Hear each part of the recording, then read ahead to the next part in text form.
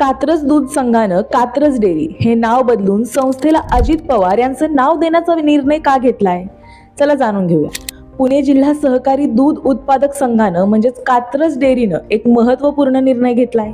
संस्थेचं नाव बदलून आता अजितदादा पवार पुणे जिल्हा सहकारी दूध उत्पादक संघ कात्रज असं करण्यात येणार आहे. याचं कारण असं की अजित पवार यांनी पुणे जिल्ह्यातील सहकार क्षेत्राला विशेषतः दूध उत्पादक शेतकऱ्यांना नेहमीच पाठिंबा दिलाय. कात्रज दूध संघाचा विस्तार योजना, पायाभूत सुविधांसाठी जमीन मिळवून देणं आणि प्रशासकीय अडचणी सोडवण्यासाठी त्यांनी वेळोवेळी महत्त्वपूर्ण मार्गदर्शन केलं होतं. संघाच्या वार्षिक सभांना उपस्थित राहून त्यांनी संस्थेला व्यावसायिक शिस्त लावण्यातही महत्त्वाची भूमिका बजावली.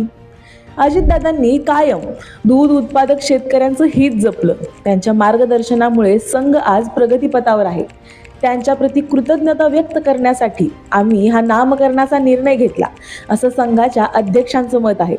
तुम्हाला याबद्दल काय वाटतं हे आम्हाला कमेंटमध्ये नक्की सांगा आणि अशाच व्हिडिओसाठी प्राईम संवादला नक्की फॉलो करा.